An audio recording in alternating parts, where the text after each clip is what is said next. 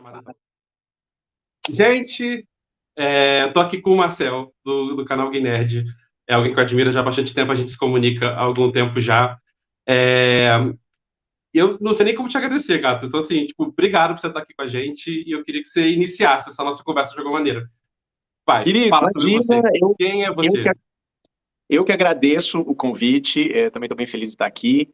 Ah, Você falou um pouquinho do seu projeto, eu acho o seu projeto super importante, eu acho que tem temáticas que se sobrepõem muito ao meu canal. Então, para quem não me conhece ainda, eu sou Marcel Nadalha, eu tenho um canal no YouTube chamado Canal Gay Nerd, que a gente fala sobre questões da vida nerd e questões da vida gay, às vezes tudo meio misturado, tudo ao mesmo tempo. Então, é um projeto que está rolando já nesse formato, vai fazer 5 anos esse ano já. Então ele está crescendo, a gente está quase chegando em 100 mil seguidores e é um projeto muito legal, principalmente de acolhimento, né? Ao longo desses anos eu fui descobrindo que o público do canal tem várias questões, várias dificuldades para lidar com a própria vivência gay, eles se comparam muito, se cobram muito, e eu sei que são questões que são semelhantes às que você tem com seus pacientes e com as pessoas que te acompanham. Então acho que a gente tem um bom conjunto de informações que se sobrepõem, minhas e suas, né, nas nossas experiências como influenciadores, que eu acho que a gente pode ter uma boa troca aqui.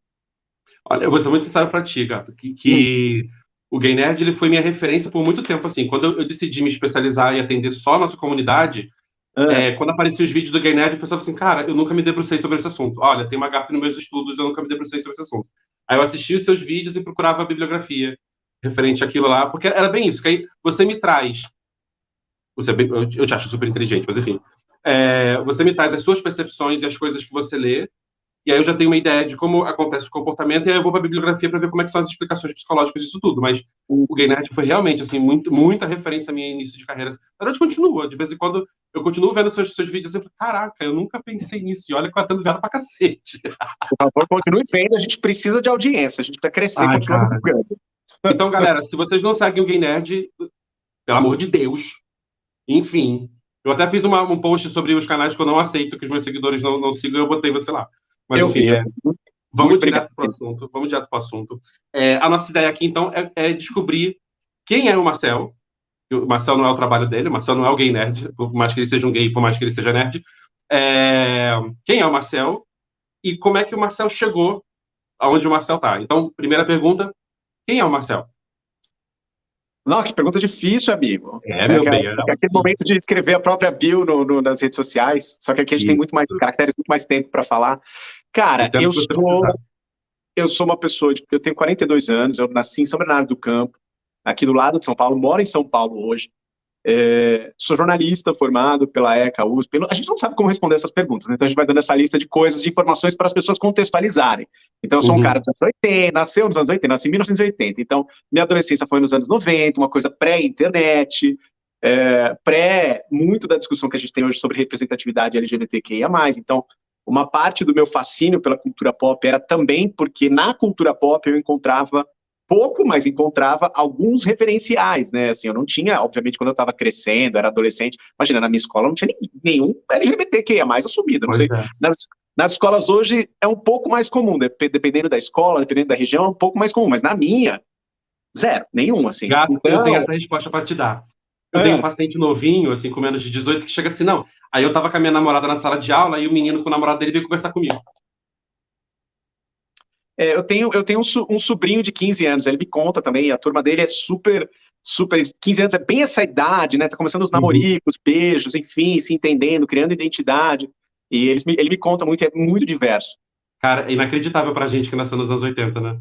É uma coisa impraticável.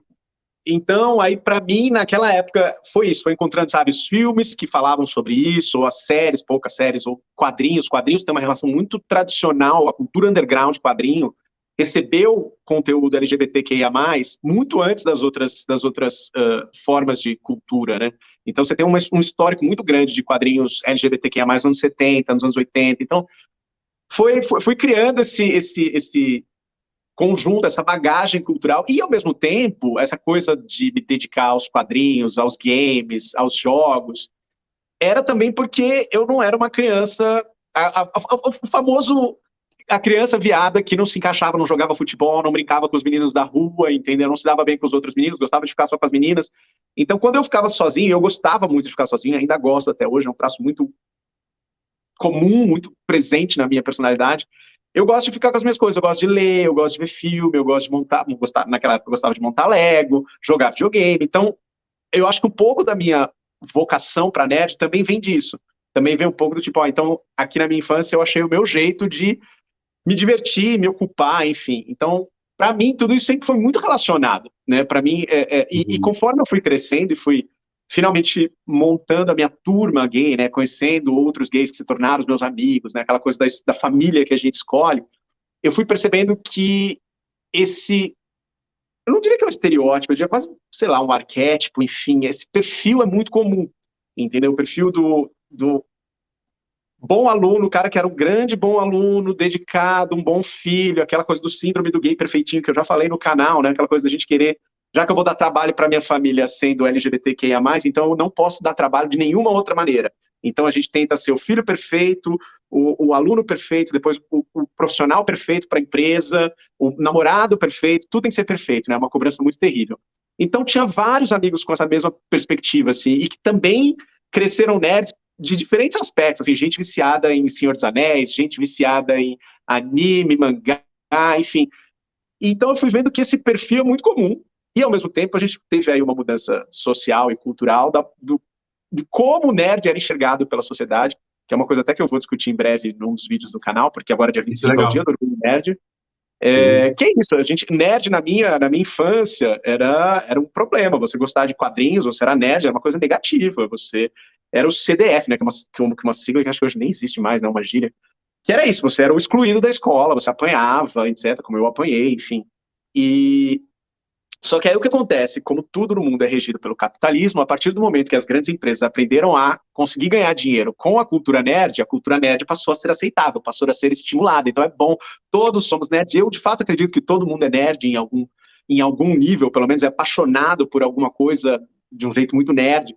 E aí teve essa transição e esse momento em que ser nerd foi valorizado. Então foi um grande momento para criar esse canal, para poder criar esse espaço de acolhimento que você já mencionou aí, tanto para quem é gay, para quem é LGBTQIA+, quanto para quem é nerd, e na intersecção dessas duas comunidades.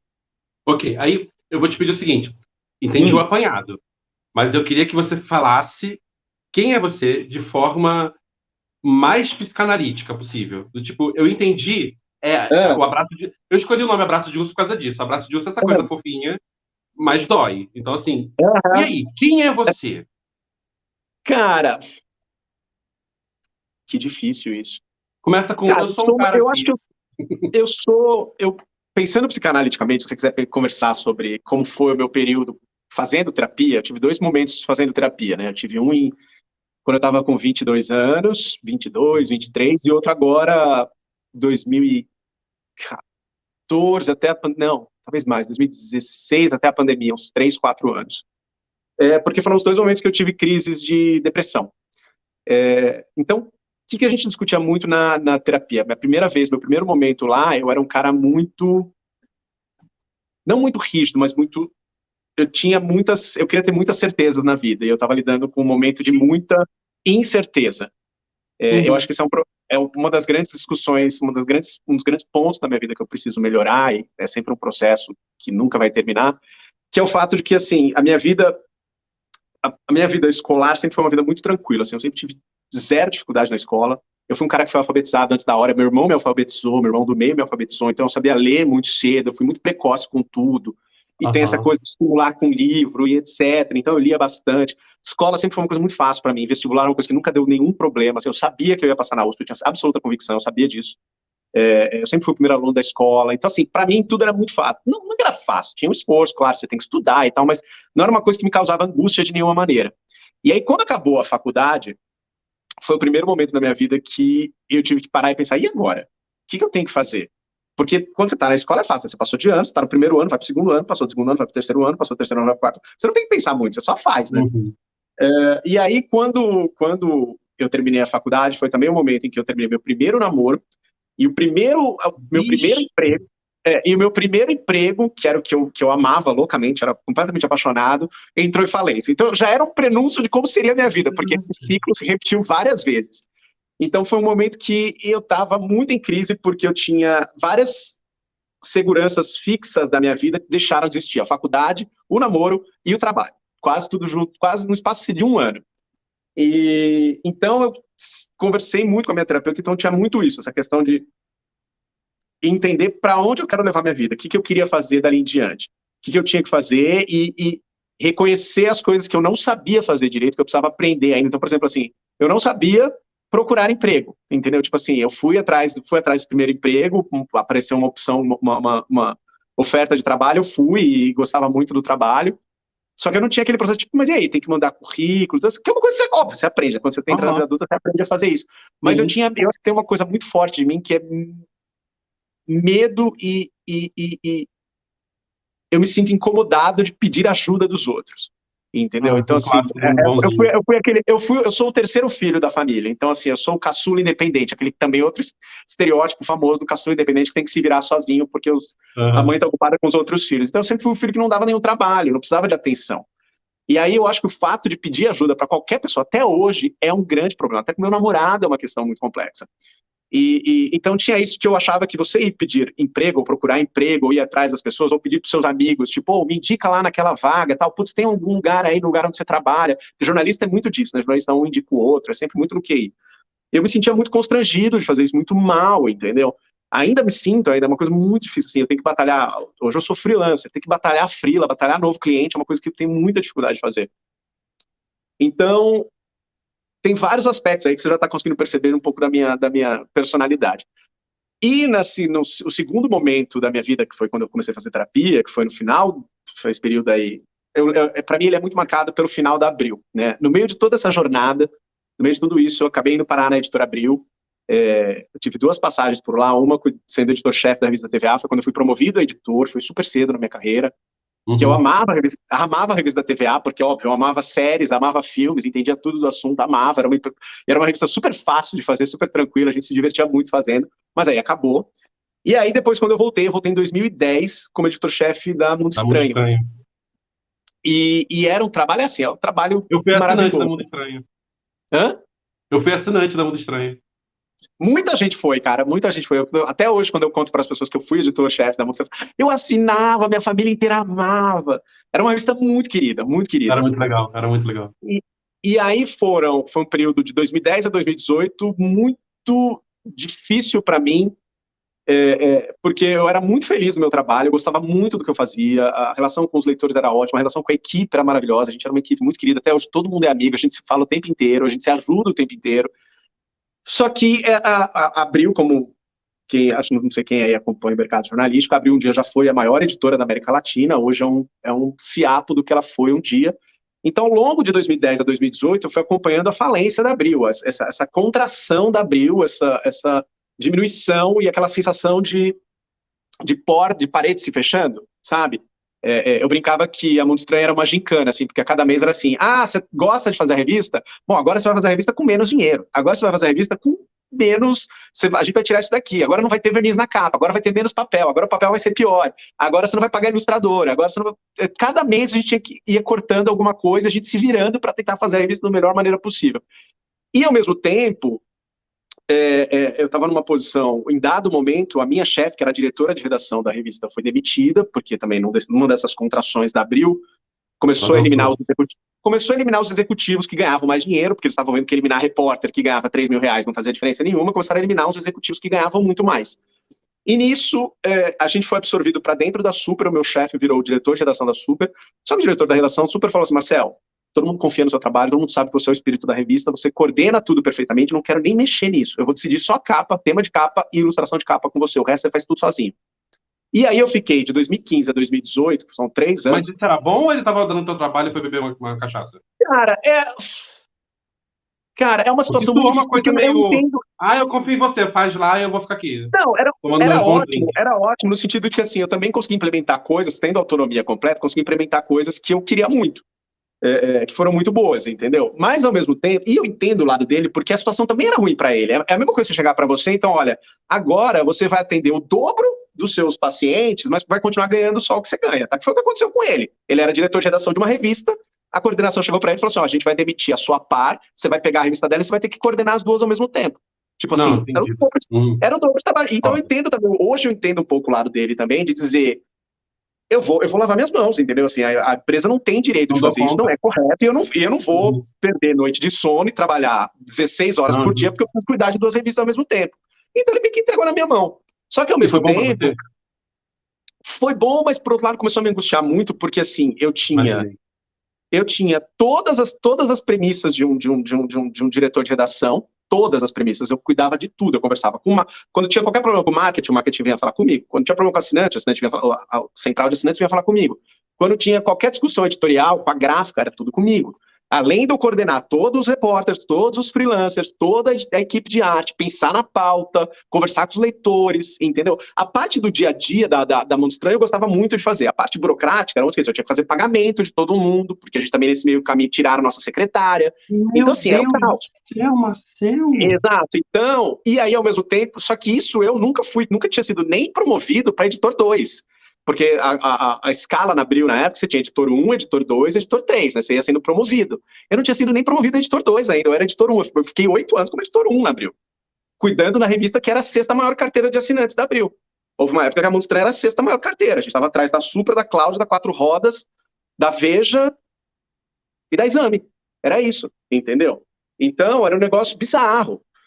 E toda vez que eu tentava qualquer tipo de reconhecimento, eu não conseguia. E aí tem esse outro aspecto aí da minha personalidade, que é que eu sou esse cara que precisa dessa legitimação que vem de fora, que eu também acho que é uma coisa que vem dessa vida na escola que foi tão tranquila para mim. Então, eu sabia que você fez uma prova e você tirou 10, então ótimo, você tirou 10. Seu valor você é um aluno nota 10, entendeu? Então, a partir do momento em que você está na vida adulta e não tem ninguém para te dizer, sim, tá tudo bem, você está no caminho certo, tá tudo certo, você é um bom profissional, você vai. Eu acho que me dava muita angústia. E eu esperava que Abril, que Abril reconhecesse isso, entendeu? Eu esperava que Abril. É muito bizarro porque a gente entende, hoje eu já coordenei tanta equipe, a gente entende, RH é muito engraçado porque na época da Abril eles entendiam exatamente uma questão de dinheiro, entendeu? Se eles tivessem, eles não podiam também pelas regras internas da Abril, mas se eles tivessem me promovido mesmo sem um aumento de salário, pelo menos para dizer, Marcel, a gente está vendo o que você está fazendo, você não está desaparecido, entendeu? Você não está sumido aqui, a gente está vendo o que está acontecendo, a gente acha que você é um bom profissional, tá aqui uma promoção para você. Eu teria topado, entendeu? Mas era esse tempo inteiro assim,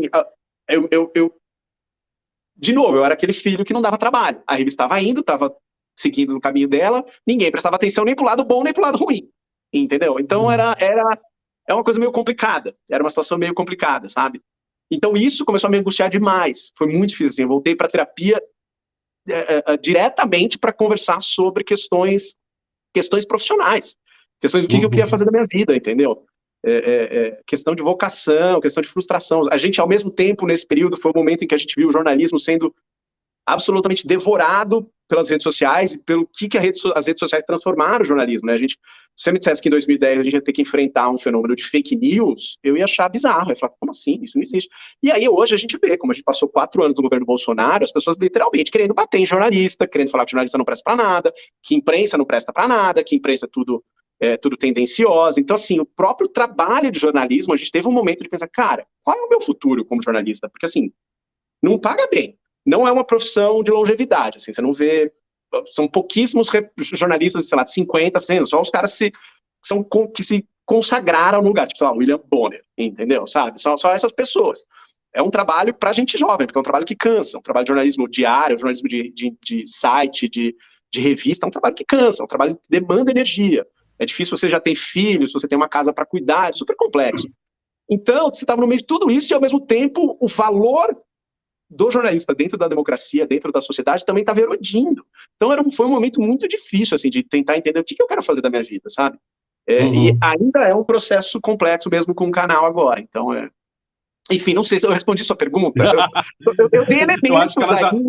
Eu acho que ela nem precisa ser respondida, que você trouxe tanta coisa maravilhosa, assim, porque eu acho que eu só vou conseguir fazer essa pergunta para você. De que maneira ser um gay jornalista modifica o seu trabalho, ou altera, ou melhora, ou de que maneira isso conversa? Cara, eu acho que na Mundo Estranho, depende de como a gente entende isso. Vou falar pela minha perspectiva como jornalista, né? Sim, claro. Eu nunca tive nenhum caso de perceber preconceito contra gays na Abril, por exemplo. Ou mesmo no Estadão, quando eu estava antes no Estadão, enfim. Eu nunca tive um caso muito explícito disso. A gente sabia que em certas editorias, a gente sabia, por exemplo, tinha muitas histórias que na Veja, o ambiente durante muito tempo foi super machista, super conservador.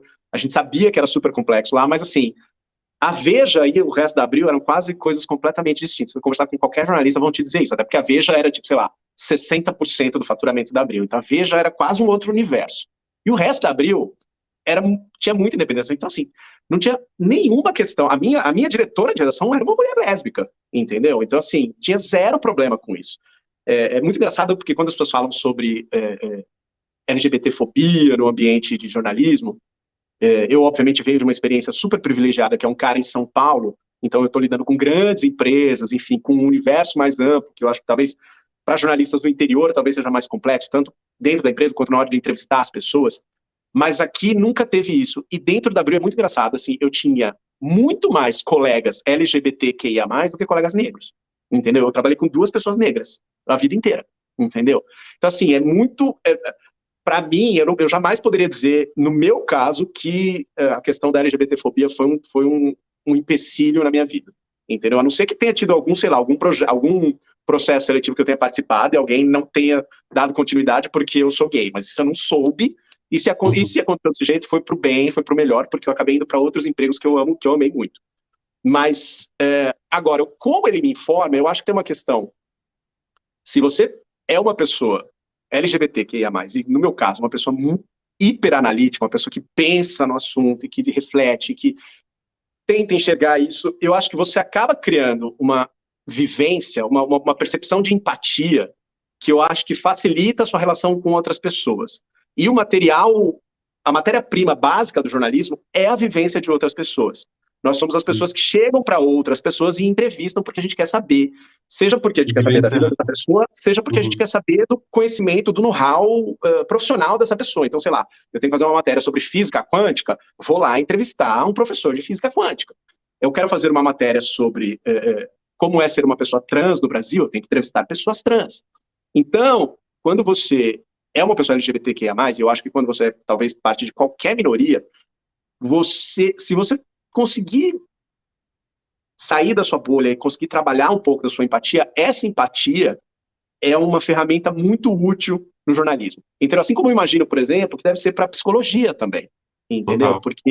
Porque você também tem essa relação direta com o seu paciente, que é muito mais profunda do que a de um entrevistador e um entrevistado, no meu caso, porque, obviamente, você está vendo o cara toda semana, ou 2 vezes por semana, durante um longo tempo, e a gente só faz uma entrevista que dura, sei lá, 1 hora e meia com o entrevistado. Mas você tem essa relação de empatia, de entender de onde ela está vindo, o que está surgindo, e aí, quando você se coloca na posição dessa pessoa, você consegue trazer perguntas melhores, você consegue trazer questionamentos, apontamentos, umas cutucadas saudáveis, mas que trazem mais conteúdo do que aquela pessoa vai falar, e que é importante para você, e vai ser importante para os seus leitores, ou para o seu público, enfim. Então, eu acho que o modo como ser LGBTQIA+, impactou a minha profissão, eu acho que é nesse sentido, entendeu? E também, acho que também no sentido, por exemplo, na Mundo Estranho, a gente criou sempre um ambiente muito, muito, muito receptivo, muito igualitário para todo mundo participava, tinha a voz ativa da mesma maneira, uma coisa meio comunista, assim, sabe? Era realmente um trabalho muito bom. Você falou sobre a sua infância, né? Como menino bonzinho, enfim, como o caçula, enfim, tá. Me conta sobre esse pedaço, mas eu queria que você seguisse uma ordem comigo, para a gente construir. Qual é a primeira memória que você tem da sua vida? A primeira que está aí dentro? Então, cara, eu tenho uma memória que é aquela coisa, a gente não, memória de infância muito cedo na vida, é tudo meio misturado, tudo meio confuso. Eu lembro, isso é uma memória que foi destravada muito tempo depois, assim, quando eu ainda morava em São Bernardo e eu ia para academia, eu voltava para casa a pé. E aí eu passava na frente no meu bairro em São Bernardo tinha a famosa caixa d'água, que era a caixa d'água, como todas as cidades têm uma caixa d'água tal para abastecer a cidade.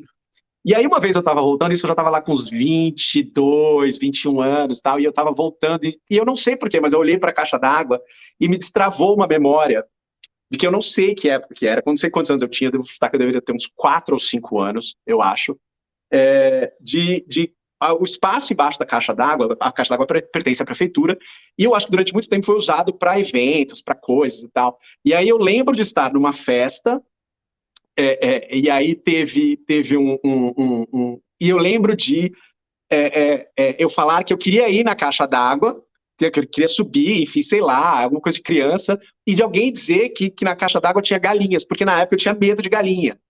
Então, sabe quando você Imagina o que passa na cabeça de uma criança. Aquela psicologia infantil terrível, assim, do tipo, vamos falar que tem galinha lá, porque aí ele não vai ficar com vontade de ir. E foi muito engraçado, porque sabe quando eu lembrei dessa história e você meio que destrava não era um trauma, entendeu? Mas tinha um bloqueio ali, do tipo assim, depois você lembra, tipo, nossa, mas não, é óbvio que na caixa d'água não tinha galinha, entendeu?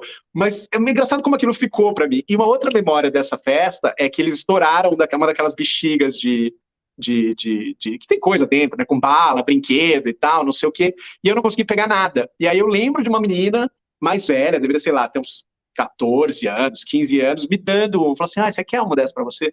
Que eu acho que, de novo, bate um pouco com aquela história dessa coisa de depender dos outros, de receber ajuda dos outros, e como eu fico grato quando eu recebo, porque eu não sei pedir. Então, memória antiga, eu acho que talvez essa seja mais antiga. Tem outras coisas que a gente fica sabendo, mas às vezes é porque os meus pais contam, meus tios contam, aí você não lembra se é uma coisa que você sabe que você vivenciou, ou que você já está misturando porque seus pais te contaram, então você sabe que aconteceu, enfim. Mas memória minha mesmo, acho que é essa. Você trazia a coisa do desbloqueio da memória, porque isso é muito comum em terapia, muito comum na análise. E eu lembrei de uma história que é muito maravilhosa. Porque você me trouxe o desbloqueio da memória, o trauma que aquilo pode ser trazido e o olhar adulto atual sobre aquele fato, né? Um paciente de 46 anos, ele contou para mim assim, não, eu estava nesse sítio com os meus pais, eu devia ter uns 6 anos, e aí, de repente, meu cachorrinho sumiu porque levaram ele para casa da minha tia, nunca mais eu vi. Aí ele parou, assim. Morreu. Mano, 40 anos se passaram, ele ainda estava acreditando que o cachorro ia para o sítio. Mas enfim, é só uma história para ilustrar. Eu tive uma dessa. Eu tive uma dessa muito parecida com uma gata minha. Eu tive uma gata. Eu já era adolescente.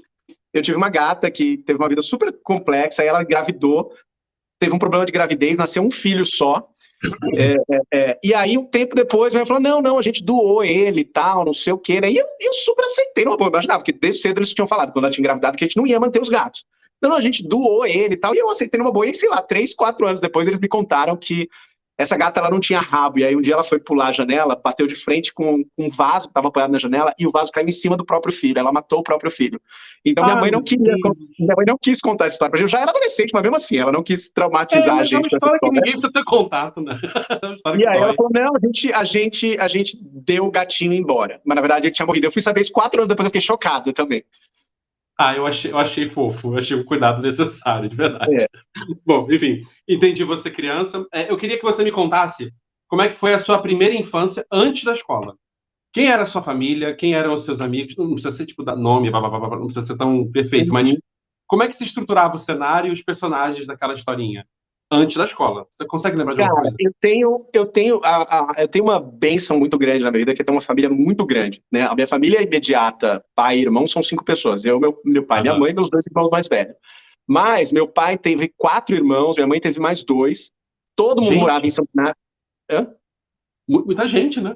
Muita gente. Todo mundo morava em São Bernardo ou em Santo André, que era do lado. Meus avós maternos moravam em Santo André, meus avós paternos moravam na Bahia. Meu pai é baiano. E o que aconteceu é que vários dos irmãos do meu pai tiveram filhos mais ou menos na mesma época. Então, no mesmo ano em que eu nasci em novembro de 80. Em fevereiro de 81, nasceram um primo e uma prima minha. E aí, em abril de 82, outro primo. E eu já tenho meu irmão, mas meu irmão do meio que é de 79. Então, entre 79 e 82, nasceram ali 5 crianças. 5 crianças. Meu irmão, eu, 5 crianças.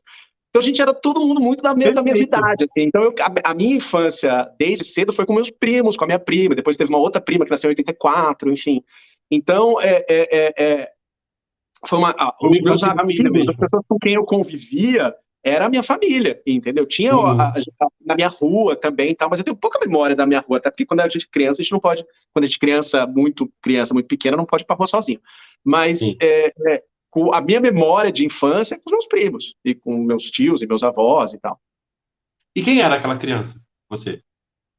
Cara, eu era uma criança muito feliz, eu fui uma criança muito feliz. Eu gostava muito, quando eu tava com eles, a gente brincava junto, a gente tinha brincadeiras juntos, a gente se divertia, mas eu também brincava muito sozinho. Então, assim, também era uma coisa tipo assim, se também não tivesse ninguém, eu também me virava. Eu era o cara que montava Lego o tempo inteiro. Depois, na adolescência, eu fui jogar RPG, enfim. Então, tem várias facetas aí. Mas eu era uma criança, e eu era uma criança.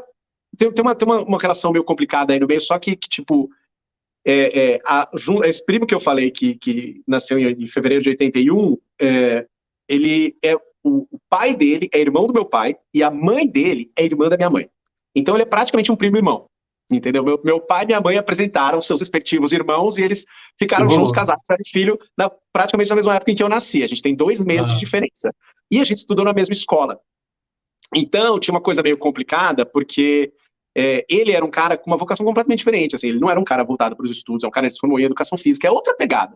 Só que é aquela mentalidade que a gente tem na escola, de que assim, a escola só entende um tipo de formação e um tipo de inteligência e só consegue medir aquilo. Então tinha uma questão muito grande de comparação entre eu e ele, né? Tipo, eu era o excelente aluno, ele era o péssimo aluno. Ele era o cara que jogava bola, que ia nos times, nos jogos de futebol com o pai, torcia para o mesmo time, jogava bola com todo mundo na rua, e eu era um moleque que não entendia nada de futebol, não gostava, e que eventualmente as pessoas talvez já começassem a entender que eu era gay, alguma coisa assim. Então tinha uma questão de comparação dos dois ali, sabe? Mas foi uma coisa que depois todo mundo transcendeu, né? Conforme a gente envelhece, as pessoas vão entendendo, então a personalidade, a identidade de cada um vai coalescendo, meio que passou. Ué, você caiu? Voltou. Voltou. Tá. E então tinha isso também. E aí tinha essa questão de que, assim, meu irmão mais velho era da mesma escola, meu outro irmão do meio também era da mesma escola, então a gente tinha por exemplo, esse meu tio, pai do meu primo, já foi presidente da Associação de Pais e Professores e tal, não sei o quê. Então a gente tinha uma presença muito grande na escola. O meu sobrenome não tem como errar, então todo mundo sabia que a gente era tudo parente, porque o meu primo também tinha o mesmo sobrenome que eu, né? Porque ele herdou o mesmo nome do pai e da mãe, igual eu herdei do pai e da mãe, então a gente tinha o mesmo sobrenome. Então todo mundo sabia quem eram os Nadali na escola, assim, sabe? Então tinha essa questão também rolando. Você falou sobre essa coisa do interesse, né, do futebol, que ele tinha e você não tinha, essa coisa do antagonista, assim. Você acha que você foi identificado como gay desde criança, desde sempre? Cara, eu não sei. Eu não sei. Assim, pela minha família, não sei. Mas, assim, de meninos na escola, criança na escola, assim, eu lembro de já ser chamado de gay, bichinho, gay não, né? Mas de bicha, tipo, desde os 7, 8, 9, entendeu? Muito antes de eu começar a entender o que era, entendeu? Assim, muito antes de... Que isso é uma das principais crueldades na nossa infância gay, né? A gente é chamado de bicha, sendo que a gente nem entende o que é, e muitas vezes a própria outra criança que tá chamando também não entende o que é, né? E tá só ali reproduzindo um comportamento que ela aprendeu com os pais, ou que aprendeu na TV, ou aprendeu, enfim, nesses canais de homofobia que a gente tem até hoje em todos os aspectos. A gente aprende que não deve ser gay, não deve ser viado antes mesmo de saber o que é. Exatamente. Você só aprende que é uma coisa ruim antes de saber o que é e antes mesmo de começar a racionalizar as coisas, entendeu? Começar a perceber do tipo que você tem mais interesse por meninos do que por meninas, assim. Então, agora, da minha família em particular, eu não sei se eu lembro de alguma coisa especificamente, assim, sabe?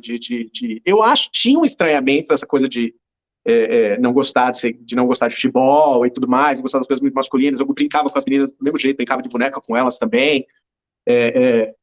Eu acho que tinha um estranhamento ali, sabe? Mas eu acho que nunca foi muito pontual, nunca fui repreendido de certa maneira, entendeu? Eu era aquela criança que gostava de dançar, eu dançava, então, assim, rebolava. Mas eu nunca lembro de ter especificamente alguma repressão, do tipo, não faz isso daí, não sei o que, não sei o que lá, sabe? É porque é muito difícil, né? A gente que nasceu nos anos 80, a gente passou pelo El Chan, depois a gente passou pelo Sandy Júnior, depois veio Spice Girls, é muito difícil não cair numa dessa.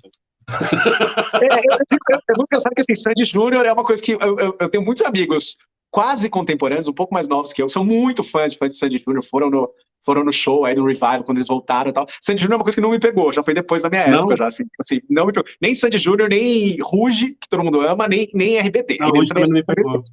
Mas, assim, já era uma coisa, tipo assim, não tá colando comigo, assim, agora Spice Girl, sim. Mas te salvou do El Chan? Tu conseguiu? Agora, El Chan não, claro que não, imagina, né? super dancei El Chan, e aí tem aquela coisa de que eu era o cara que sabia requebrar, entendeu? E aí as pessoas, tipo, é a nossa chance. E aí na escola... E por um lado é muito engraçado, assim, porque na escola, eu lembro, por exemplo, na escola que teve uma vez que, eu não sei o que era, alguma apresentação de não sei o que, não sei o que lá, e aí precisavam que alguém tinha um programa, não sei se você lembra disso, o Clodovil tinha um programa de entrevista que era um sucesso de audiência.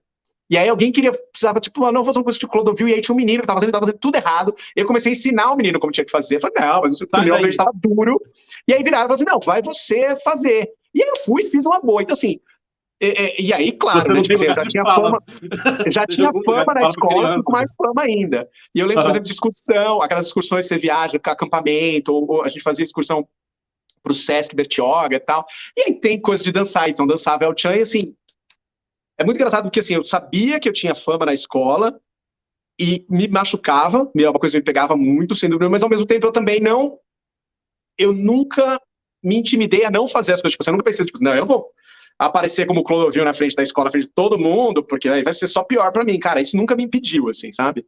Eu não sei se é porque também o fato, isso quando eu falo sobre os inúmeros privilégios que eu tive na minha vida como gay, além do privilégio de ser um cara branco, de uma família classe média alta, em São Paulo, que é uma grande cidade, enfim, o meu privilégio principal foi ter uma família amorosa, entendeu? Uma família que, assim, eu não tinha dúvida nenhuma, eu sabia, quando eu comecei a me dar conta de que eu era gay, eu sabia que eventualmente eu ia me assumir para minha família, e eu tinha absoluta convicção de que não ia acontecer nada. Ia ter um choque, ia ter uma adaptação, mas assim, eu não ia apanhar, eu não ia ser expulso de casa, eu tinha certeza que minha família ia aceitar. Tem uma coisa interessante antes disso. Quando a sua puberdade chega ali entre os 10, 13, por ali, que é onde pega todo mundo ali, como é que esse seu olhar muda? Porque, tipo, eu entendi. Eu tenho essa criança que é amorosa, que tem uma relação super legal com a família, que é curiosa, mas que é um bom menino, tá. E aí, cara, realmente eles estavam certos. Eles me chamam de bichinha desde sempre, eu não sei o que é, mas realmente eu acho meninos mais bonitos. Como é que é isso? Cara, foi um processo muito confuso, acho que como é para todo mundo, mas também muito. Eu não sei se é porque eu sou esse cara que sempre foi muito racional com tudo, que para mim também foi meio que linear, assim, foi meio claro para mim. Para mim, como é que aquilo ia se desenvolver com o tempo. Assim, eu já entendia desde cedo, talvez também porque eu via muito filme, meus irmãos mais velhos colocavam filmes para assistir junto, então assim, sempre tive muito contato com todo tipo de conteúdo. Eu sabia, por exemplo, que estava tudo bem ser gay e que eu ia poder ter uma vida boa como gay, não ia me impedir em nada disso. Assim, eu nunca tive esse trauma. Talvez porque eu nunca fui criado na religião, talvez eu também não tenha essa coisa tipo, você vai pro inferno, é pecado, você está errado, você nunca vai ser feliz. Eu nunca recebi esse estímulo. Que eu jamais seria feliz porque eu sou gay. Entendeu? Eu sabia que eu ia ter que encarar muita homofobia no mundo. Entendeu? E na época, obviamente, a gente também tinha muito medo da AIDS, né? Porque anos 90 isso. Mas de resto, então assim, o que eu percebia na época era que eu não tinha interesse pelas meninas, que eu tinha interesse pelos meninos, mas aí eu fui percebendo, por exemplo, só muito depois que eu fui entender, que eu tive um melhor amigo uma época, quando eu estava na quinta série, que hoje eu entendo que eu era muito, muito apegado nele. E hoje eu entendo que não era só uma questão de apego, era uma questão de que eu estava desenvolvendo uma paixão ali, entendeu? Só que como a gente, que é uma das crueldades com nós que somos LGBTQIA+, durante a adolescência, a pré-adolescência, a gente não tem a liberdade para que esses sentimentos se desenvolvam, entendeu? Se um menininho se aproxima de uma menina, ficam amigos e ele começa a gostar dela, tá tudo bem ele gostar dela, entendeu? E talvez seja tudo bem ele chegar para ela e falar assim, putz, eu gosto de você, vamos namorar, nem que seja ela dizer sim ou dizer não, enfim, ou ele dizer pros pais dele, nossa, eu tô apaixonado pela Joana, entendeu? A Joana, eu não podia fazer nada disso, eu não podia falar isso pros meus pais, eu não podia falar isso para ele, só que ao mesmo tempo eu acho que eu mesmo nunca racionalizei, eu mesmo nunca permiti entender que era mais do que só uma amizade. Eu acho que eu já estava, como eu era um cara que não tinha muitos amigos homens, o fato de eu ter essa amizade com esse cara me fez entender, não, na verdade, isso que eu tô sentindo é uma super amizade misturada com gratidão, porque esse cara, não importa que eu tenho fama de gay, entendeu? Sabe? Então tem um pouco, eu acho que isso que eu vejo um pouco desse momento ali dos 10, 11, 12 anos, assim. Depois foi ficando mais claro para mim, assim, eu fui entendendo, fui aprendendo a me manobrar ali para não ser colocado numa posição que eu tinha que ficar com a menina, por exemplo. Eu fui ficar com a menina eu fui ficar com a menina a primeira vez com 15 anos. Eu cheguei a namorar uma menina durante uns 6 meses, já no colegial, entendeu? Tipo assim, vamos testar isso aqui, vamos ver no que dá e tal. Vai que, né? E obviamente não deu em nada. Então, assim, só que pra mim sempre foi muito racional. E depois, quando chegou no colegial, e pra mim já tava claro, assim, aí já tem aquele momento que você já se masturba, então você já tem estímulo, você já entende, você vê uma G Magazine, também a gente da época da G Magazine, então você vê a G Magazine na na banca, que eu amava ir em banca, eu sempre fui uma criança que gostava de banca de jornal, por isso que eu virei jornalista. Então você via de magazine, você entendia, ou você via as novelas, você já sacava, entendeu? Só que aí no colegial, pra mim já estava muito claro, tipo assim, eu sou gay, não vou fazer isso nada agora aqui, vou fazer só na faculdade. Entendeu? Pra mim foi muito racional essa troca. É. E como é que. Tá, aí você conseguiu guardar essa coisa até a faculdade e chegou na faculdade e foi como? Abriu a porteira? No Assim? colegial, no colegial, eu cheguei a contar para minha melhor amiga. E aí, na faculdade, eu tinha entendido, tipo assim, cara, tábula rasa. Ninguém me conhece, ninguém sabe quem eu sou. E a Dá pra USP começar tem essa tudo de novo. vantagem, a USP acaba tendo essa vantagem de trazer pessoas de espectros muito diferentes do mundo e da vida. Gente, ainda que a turma de jornalismo, a minha, jornalismo matutino, eram 25 alunos, eram pouquíssimas pessoas. Mas ainda assim, e na época nem tinha cota ainda. Então, ainda era meio homogêneo, tipo, minha classe, de novo, tinha uma pessoa preta só. Mas você já trazia pessoas de diferentes perspectivas, gente do interior, gente de outro estado, gente de família pobre, gente de família rica, gente que era gênia na escola, gente que não era gênia na escola e passou no vestibular porque estudou muito, entendeu? Então, assim, você tinha muitas formações diferentes, e desde o começo eu já saquei do tipo assim, cara, aqui tem que ser. Ninguém me conhece, eu não tenho a fama de gay, não tenho nada, cara. Aqui é pra entrar nessa história desde o começo. E aí, assim, em 6 meses eu tinha contado pra todos os meus amigos da faculdade já. Entendeu? Foi bem claro. E Caramba, aí, você tem teve uma bastante história, inteligência, né, nesse lugar, né? Cara, foi muita. É uma coisa que é um certo obstáculo para mim lidando com gay nerd, porque eu tenho muitas essas questões que eu recebo dos seguidores a respeito desse processo de se assumir, processo de se entender. E eu tenho que fazer um esforço em dobro, em triplo, assim, para conseguir me colocar na posição dessas pessoas, porque para mim o processo foi muito tranquilo, entendeu? Óbvio que teve N questões, mas comparado com as outras pessoas, foi uma coisa que foi muito tranquilo, foi aquilo que eu te falei, que para mim a grande base desde sempre era de que eu tinha uma família que me amava, entendeu? A minha autoestima nunca foi afetada nesse sentido, porque eu sabia que eu era um bom aluno, eu sabia que eu era inteligente, entendeu? Que eu era precoce, que eu tinha um futuro bom pela frente. Então, para mim, esse momento, essa racionalização de tudo, para mim foi muito tranquila mesmo, eu acho. Aí você me disse que você quer tocar nesse assunto, tá? E aí, esse corpo foi se gerando dessa maneira, a gente está acompanhando você até aqui. E aí, quando chega o corpo do outro, quando chega o outro, como é que é isso? Porque você esperou esse tempo todo, né? Esperou até a faculdade, tipo, sei lá, quase 20 anos para ter contato com alguém, assim. E aí esse outro chega. Como é que foi isso? Foi bem incrível, assim. Na verdade, foi muito curioso, porque, assim, na faculdade, eu retomei contato com uma amiga minha, da época da escola. A gente se reencontrou na academia, de todos os lugares possíveis do mundo, a gente se reencontrou na academia. E na época da escola, isso era o quê? Sexta, sétima série, a gente era muito colado, eu e ela. Só que depois a gente saiu, eu fui pro colegial para outro lugar, ela foi para outro lugar, a gente separou, não se viu mais e não sei o quê. Teve uma briga, aquelas brigas de escola, tipo, uma menininha falou alguma coisa, a gente se desentendeu, aquela coisa meio adolescentes, né? Fofoca, e aí termina a amizade, enfim, a gente não se falava mais. A gente se reencontrou na academia, retomamos a amizade, porque a gente se dava muito, retomamos a amizade, como se fosse nada, como se não tivesse passado nenhum ano. E com o tempo, com essa amizade, e é bem aquele momento da vida, com 18 anos, você tá começando a ir em balada, você tá começando a sair, você tem um pouco mais de dependência, você pode beber, e não sei o que lá. Então ela foi a minha amiga para isso. E com o tempo, com essa intimidade que a gente tinha, primeiro, duas coisas que a gente se admitiu. Uma, que foi apaixonadinho pelo outro, quando a gente tava lá na sexta série, mas nenhum dos dois teve coragem de fazer nada. E eu, eventualmente, assumi pra ela que eu era gay, e ela, eventualmente, assumiu pra mim que ela era lésbica. Então, é a minha melhor amiga até hoje, a minha melhor amiga, inclusive, era a arquiteta que fez todo o design aqui do cenário do canal, reformou meu apartamento. É a minha melhor amiga, a pessoa que mais me conhece no mundo, assim. E o meu primeiro namorado é um cara que ela conheceu, é um amigo dela que ela me apresentou. Foi o meu primeiro namoradinho, que a gente ficou 6 meses, que foi quem eu tive o primeiro beijo, quem tive a primeira transe e tal. Então que é outro processo que é muito distinto do que eu vejo de quem está adolescendo agora, né? Eu tive essa chance de ter meu primeiro beijo, minha primeira transa com um cara que eu estava envolvido, que eu conhecia, que era amigo de uma amiga minha, fez parte da turma, a gente saiu de balada junto, a gente viajou, veio em casa, eu ia na casa dele, a gente ia na casa dessa amiga, né? Aquela coisa que a gente é meio adulto, meio adolescente ainda, né? Com 18 anos, né? E ao contrário das outras pessoas hoje, que vão ter o primeiro beijo, a primeira transa, muitas vezes por causa do Grindr, muitas vezes por alguém de rede social que você não conhece muito bem, então nem sempre é uma experiência muito tranquila. A minha primeira vez também não foi boa, entendeu? Também não foi maravilhosa, mas, pô, era com outro cara que eu sabia que tinha sentimentos por mim, entendeu? Que sabia que, tipo assim, então, e aí, como é que foi, não sei o quê, sabe? Não foi uma coisa problemática. Mas o surgimento do corpo do outro foi aí, né? Foi esse momento, e assim, foi um namoro que durou 6 meses, a gente se separou, depois esse cara, a gente descobriu umas histórias meio ruins desse cara, assim, enfim, é uma pessoa que a gente meio que excluiu da turma.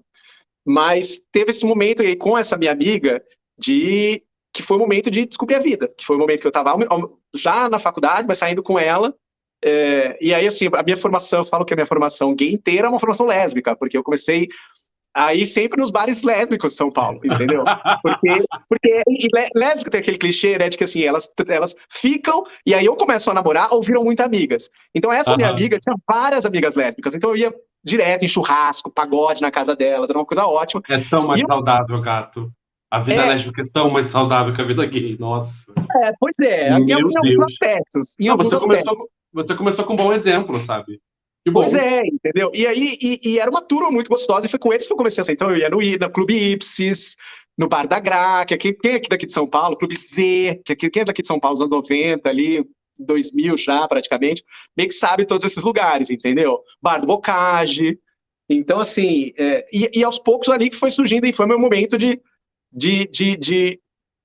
conhecer, de beijar. Eu acho que foi um momento também de redescobrir muito da minha sexualidade, porque não só o fato de ser homossexual, mas o fato de ser uma pessoa sexual.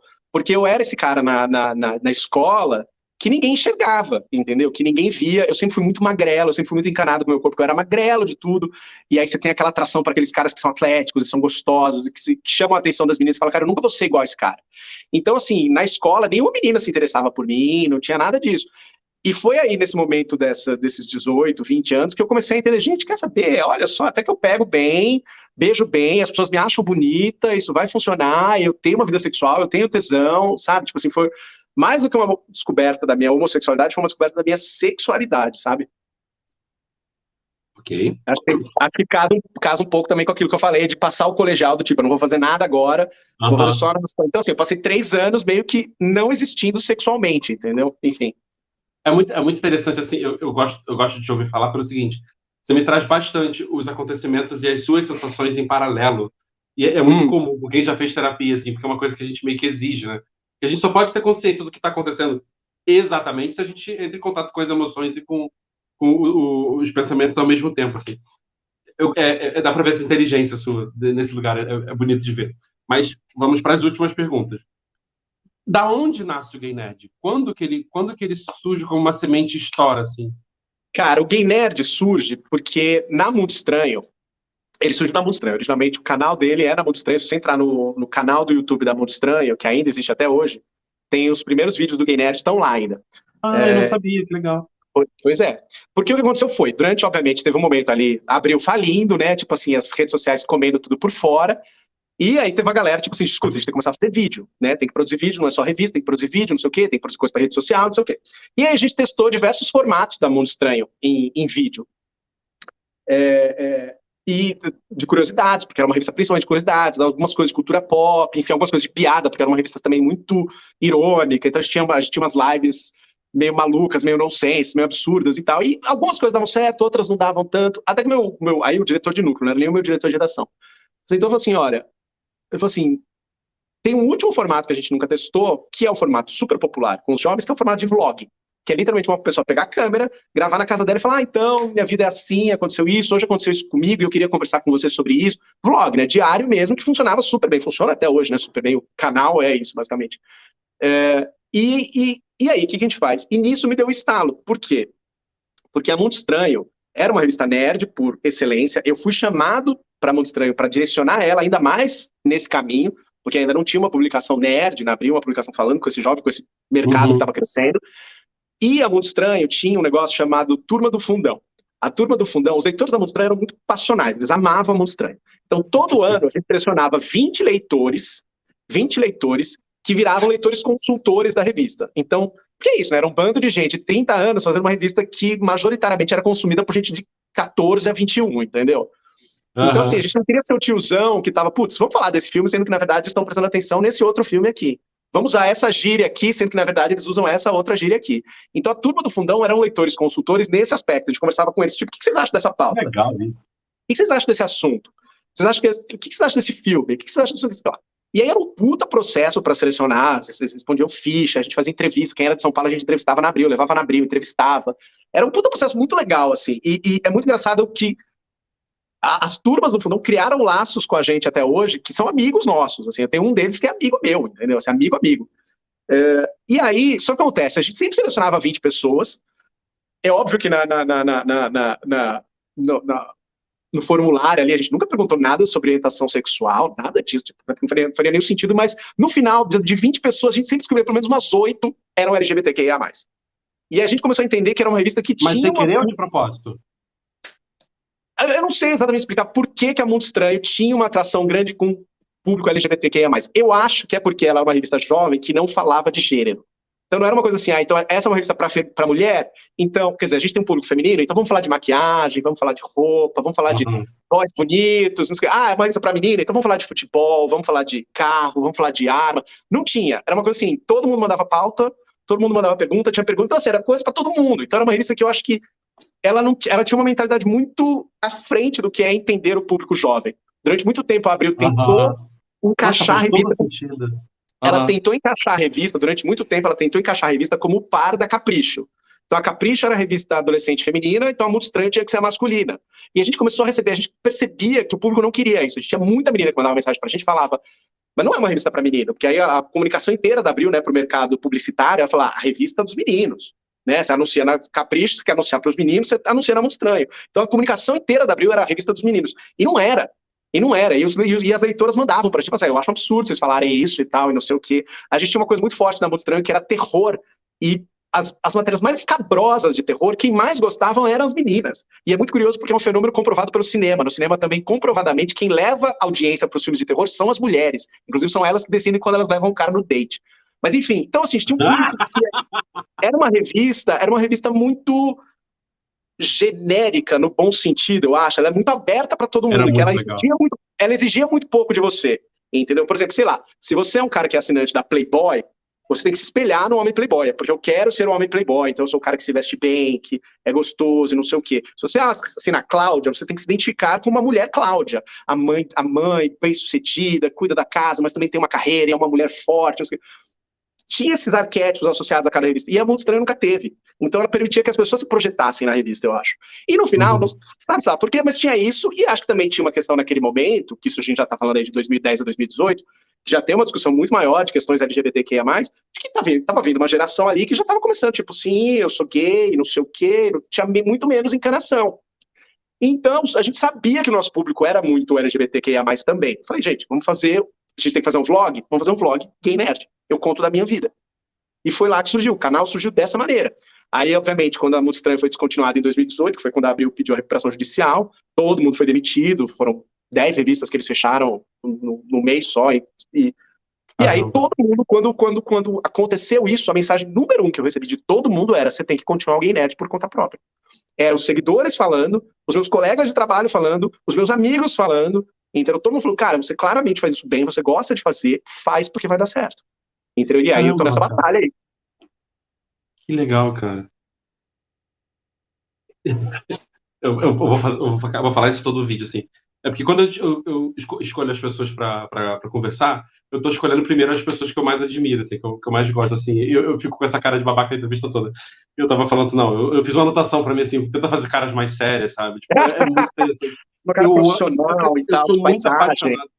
Eu sou muito apaixonado pelo ser humano, assim. Eu acho a gente incrível, incrível.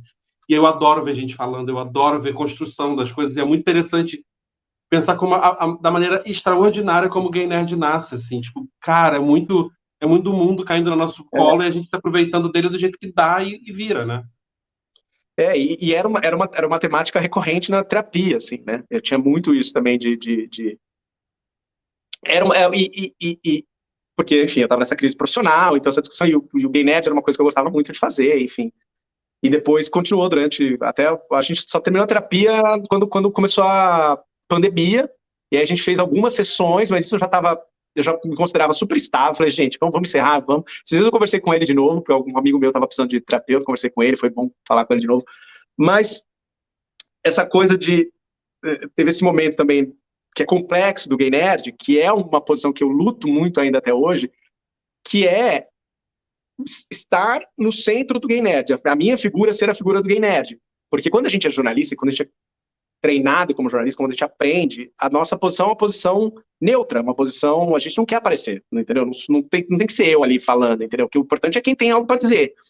Então, eu me colocar nessa posição no Gay Nerd é sempre uma coisa muito complexa, é sempre muito conflituosa para mim, porque também eu tenho esse momento de pensar, tipo assim, mas por que as pessoas estão pedindo conselho para mim, sendo que eu claramente vim de uma circunstância ultra privilegiada, entendeu? Tipo, um homem branco dentro do padrão de beleza, uma família bem-sucedida, em São Paulo, que é uma cidade que, querendo ou não, é mais aberta para questões LGBTQIA+. Então, assim, por que as pessoas estão pedindo... Como é que a minha perspectiva pode ser uma perspectiva útil nesse aspecto? Entendeu? Então, acho que isso também me forçou a ter muito cuidado na Monster, muito cuidado para tentar olhar tudo pelas outras perspectivas e não pela minha, entendeu? Porque eu sabia que pela minha não ia ser, eu ia falar com uma parcela muito pequena de pessoas, entendeu? E acho que as pessoas com quem eu ia falar nem precisariam de um canal, entendeu? Nem precisariam de um canal porque não tem as mesmas dúvidas que as outras pessoas têm. Mas, então, Marcelo, eu vou te dizer o que eu sinto, assim. Eu sinto que, como você é jornalista e a maneira com que você trata o seu conteúdo, eu acho que o seu lugar de fala ele é menos explorado. Por exemplo, quando eu consumo o seu conteúdo, eu nem penso tanto nessa coisa que você está dizendo. Eu penso assim, cara, o cara pensou num assunto, ele é jornalista, ele estudou sobre isso, ele trouxe com isso, e em paralelo tem umas impressões próprias. É impressão minha, eu posso estar super errado, mas o teu lugar de fala, ele não é o que a gente procura. Não é tipo assim, ele é igual a mim, vou buscar aqui. Não, me parece assim, tem um conteúdo maneiro que esse jornalista faz, e ele é que nem eu, tipo gay, né? Eu nunca pensei nesse lugar do cara branco. Não sei, talvez seja uma encanação minha, entendeu? A gente está nesse momento de discussão identitária que é super forte, então eu tenho carregar um pouco dessa questão. A live dos seguidores, que é um quadro comum do canal, que eu lancei no ano passado, ou no ano retrasado, que era exatamente isso, assim, as pessoas me propunham umas discussões do tipo assim, fala sobre isso. Eu pensando, gente, tipo assim, vamos falar sobre como os gays são racistas, né? A sociedade inteira é racista, a comunidade gay também é racista pra caramba. E eu vou falar aqui, gente, o que eu posso dizer além de dizer que ser racista é errado? Eu não tenho nada para acrescentar além disso. Olha, a gente vive num país racista, existe racismo e racismo é errado. Eu não tenho mais o que trazer, além disso, além da obviedade, porque as pessoas sabem que racismo é errado. E aí veio a ideia de ter a live com seguidores, que eu sempre chamo seguidores com diferentes vivências, falar, gente, como é a sua vida desse jeito? Entendeu? Então a gente já fez, sabe, gente que mora... Eu nunca assisti. Então, sabe, tipo assim, ela surgiu principalmente porque as pessoas me pediam muito, isso foi um grande despertar para mim, dessa questão de São Paulo e tal, que era muita gente falando sobre como era ser gay no interior, que é muito difícil. Eu falei, cara, vamos chamar uma galera para falar sobre isso. Chamei 3 seguidores, vamos puta sucesso, entendeu? A gente já fez live sobre gays que são gordos, gays pretos. A gente fez agora, mês passado, eu fiz uma muito legal, só com deficientes visuais, que foi maravilhosa, entendeu? Para esse mês de junho agora, eu quero fazer uma só com gays acima de 60 anos, porque eu tenho um público grande acima de 60 anos, é muito engraçado isso, acima de 50, 60 também. Eu também. Que eu acho que é porque é uma pegada um pouco mais velha, não faço muita piada, entendeu? É uma coisa mais analítica, enfim. Então a gente vai falar sobre isso, sobre envelhecer gay, que também é uma questão relevante para a comunidade. Então, essa questão de identificar outras maneiras de contar certos assuntos que eu não consigo cobrir pela minha própria vivência, né? E mesmo a minha própria vivência, eu tenho momentos, eu tenho muitas coisas de... Eu tenho alguns vídeos, por exemplo, assim, eu sempre quis fazer um vídeo explicando como eu percebi que eu sou um cara com uma tendência poliamorosa. Que para mim é muito engraçado, quando eu racionalizo como foi esse processo de descoberta, e foi um processo de descoberta na terapia, eu passo por todos os clichês que as pessoas passaram quando elas se descobrem gay.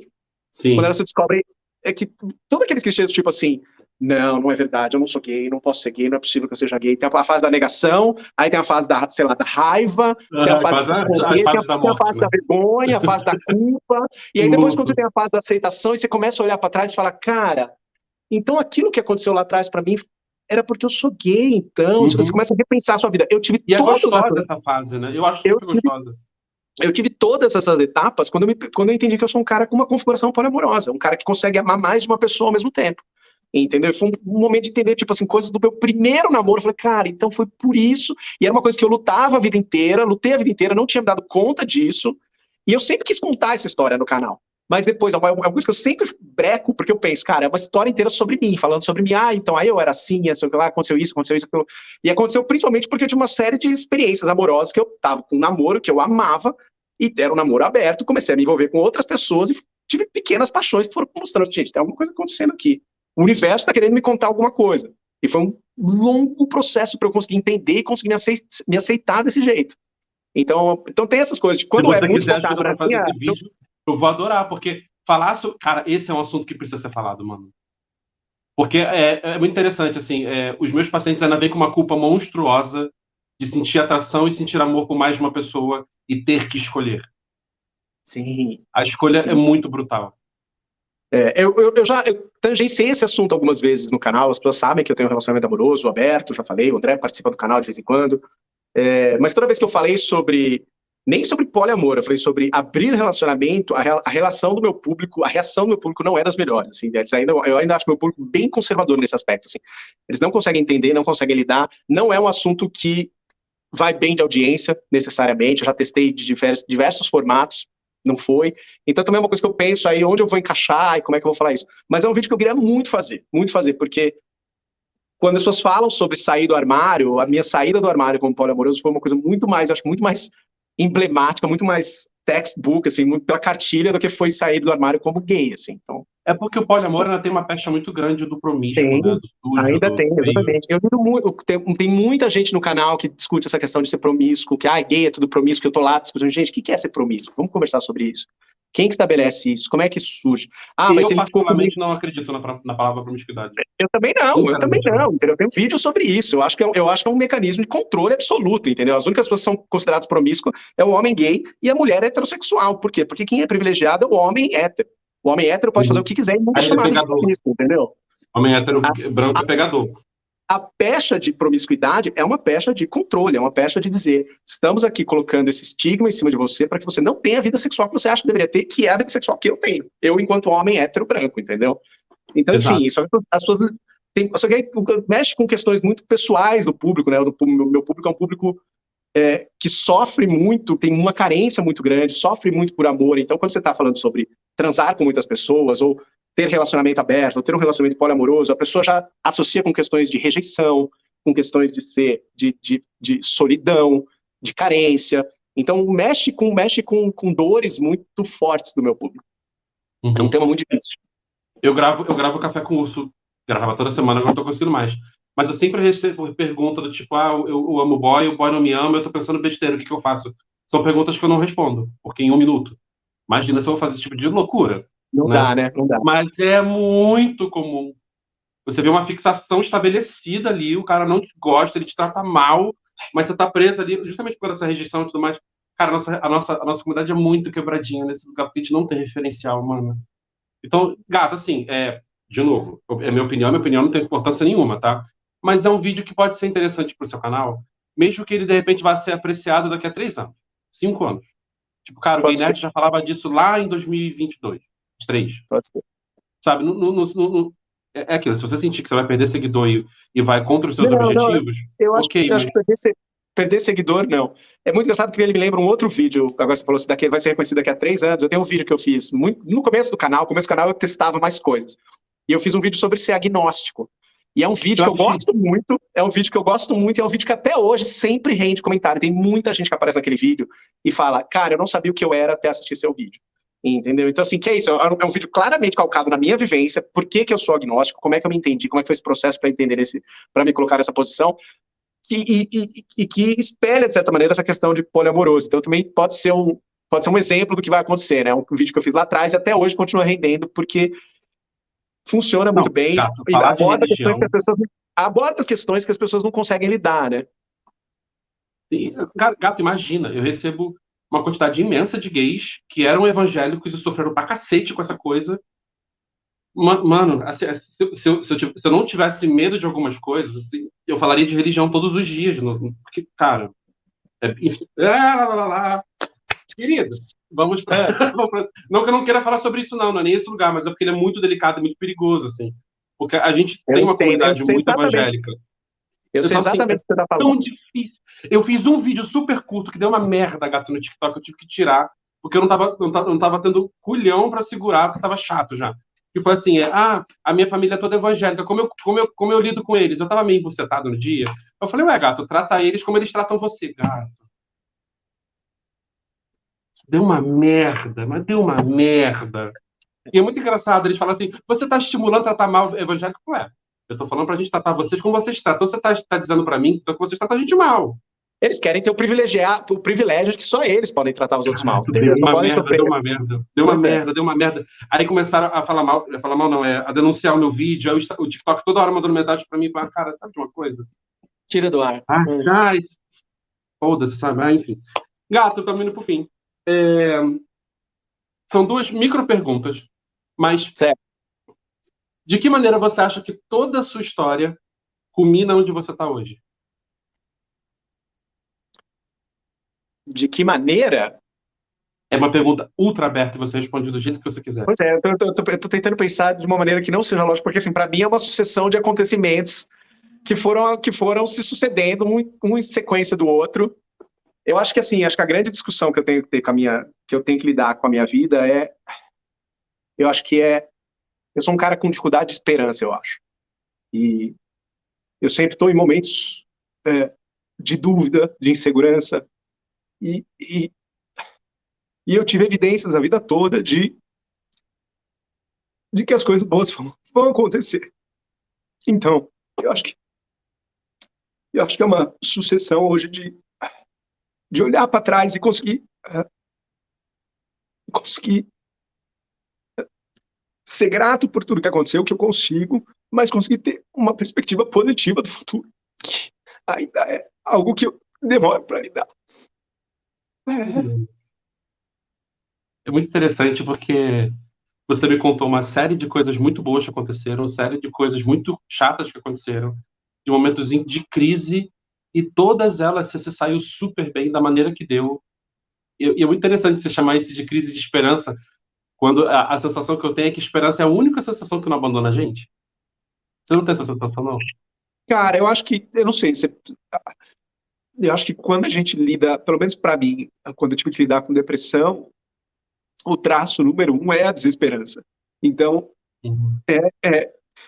esse de nunca abandona não é a minha experiência. A minha experiência, assim, eu tive momentos muito longos sem nenhuma esperança, entendeu? Então, você consegue olhar para as coisas que são verdadeiras, assim, as palpáveis, ou você fica dentro da cabeça? Cara, é muito curioso você falar isso, porque eu estou querendo fazer um vídeo exatamente sobre isso. Exatamente sobre isso.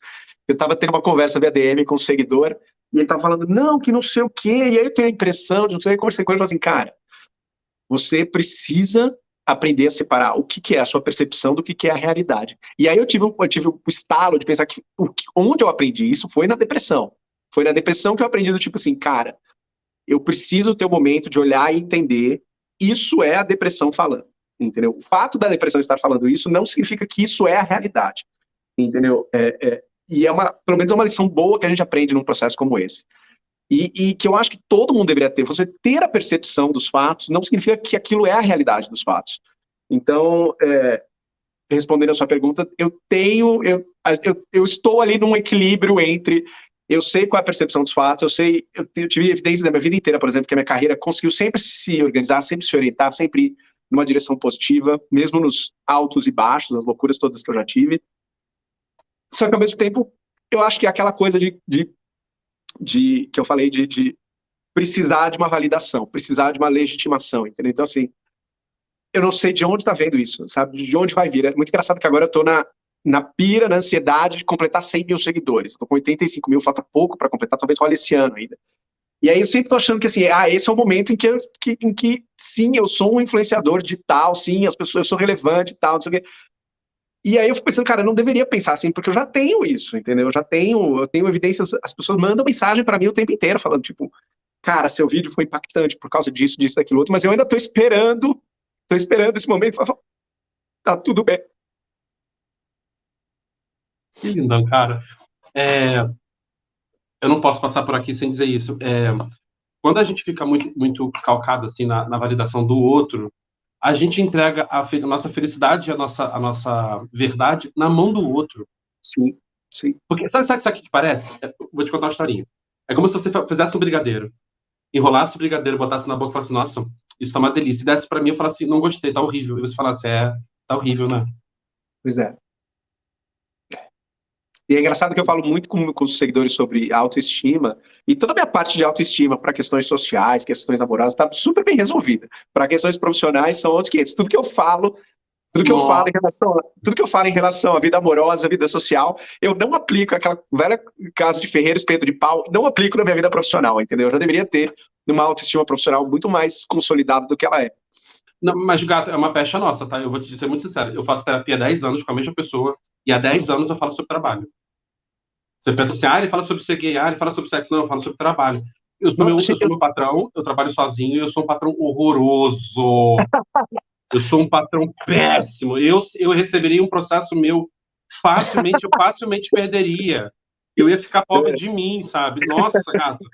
Porque a gente se cobra muito, né? E é muito nesse lugar que você me contou, assim, do menino perfeitinho, lá. A gente tem um problema de base, a gente nasce sabendo que a gente pode ser a melhor pessoa do mundo, a gente tá errado, ponto, Deus não vai gostar da gente, o mundo não vai gostar da gente. Quando a gente chega na fase adulta, por mais que a gente organize tudo e acerte tudo, mano, a pecha não vai embora, fica uma sensação na garganta, tipo, cara, se eu não for bem sucedido no trabalho, eu não servi pra porra nenhuma, eles tinham razão. E não é isso, gato. Não é isso. Imagina se você trabalhasse no meu trabalho.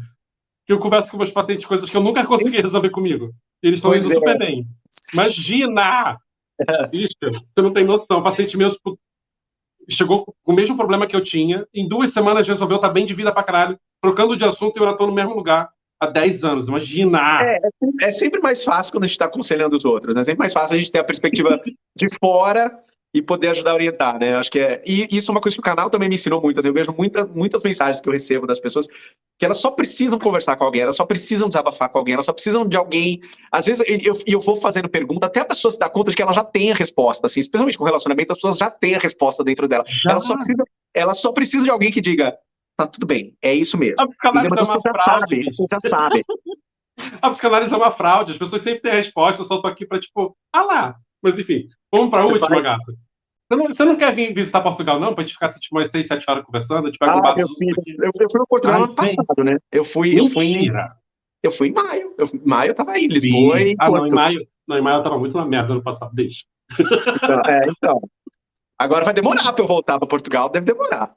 Eu tenho fé de que o euro vai chegar a R$4. Eu tenho uma prima minha que tá... uma das minhas primas está pensando em se mudar para aí, a gente já está tendo essa conversa, tipo, você vai mudar para lá, então a gente vai lá se hospedar na sua casa, vamos lá ficar e a gente vai visitar, porque Portugal é muito gostoso. Já fui 2 vezes e tem referência de quem já está aqui, se ela não tiver referência de quem já está aqui, pede para ela falar comigo, passa o telefone para ela. Não, é para ela até tranquilo, porque assim, o marido dela trabalha com TI, a empresa já está querendo transferir. Meu então, amor. Meio caminho dado já. Ih, ele não vai ter problema nenhum aqui, gato. Pois é. E ainda a sua você prima pensa, né, não gente? Ela não é o marido dela. Então, assim, né? Vamos pensar nela também. Cuidado, também. pra gente não botar. Eles são casados, eles estão bem, aí aconteceu alguma coisa, ela toma no cu. Mas enfim. Recebi, de certa maneira, em Thelma e Louise, eu assisti Meu Querido Companheiro, que também foi um dos primeiros filmes a falar abertamente sobre ser gay. Então, assim, eu sempre tive esse contato com essas histórias e pra mim sempre foi muito naturalizado desde o começo, eu acho. Então eu acho que uma grande parcela da minha autoaceitação vem daí também. E a outra parcela nessa história, eu acho que vem da minha família, obviamente. Vai parecer que eu tô estando cachorro morto, mas a última pergunta que eu faço para todos os convidados é assim. Eu já imaginei, sobre o futuro. De que maneira você vislumbra o futuro? Eu já imaginava que ia ser isso também, já imaginava. Cara...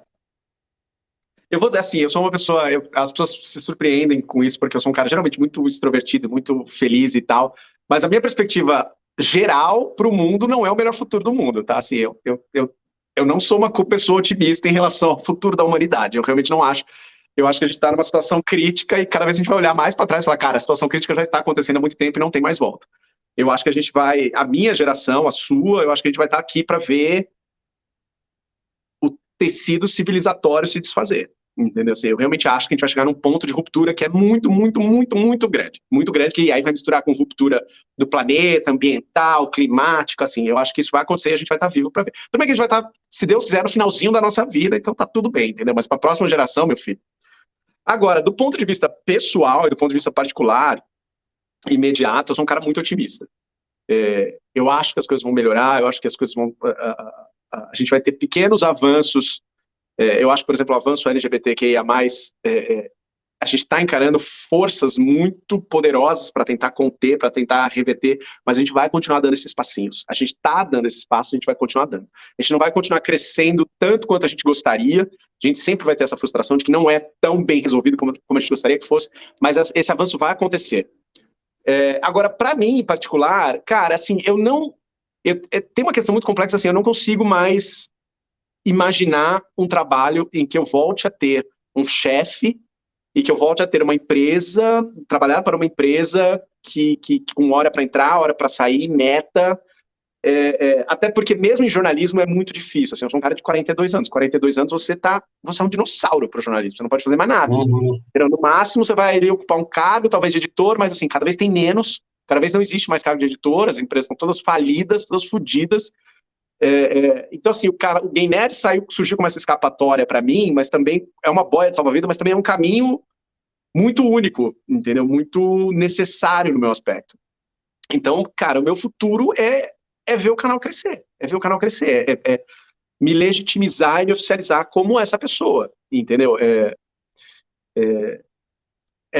Acho que o único aspecto, viver de YouTube é uma coisa muito difícil, porque o YouTube manipula os algoritmos, é uma coisa complexa, cada vez muda, cada vez te cobra coisas diferentes. Mas se tem um único aspecto bom nessa história toda, e é uma experiência que era muito distinta do que eu tinha na Abril, por exemplo, e na Abril eu estava vendo as coisas caindo. E a única coisa boa do YouTube é que você sempre vê as coisas crescendo. Entendeu? Então, assim, sempre entra mais uma pessoa, entra mais um seguidor, tem mais um view, tem mais coisa, são coisas cumulativas.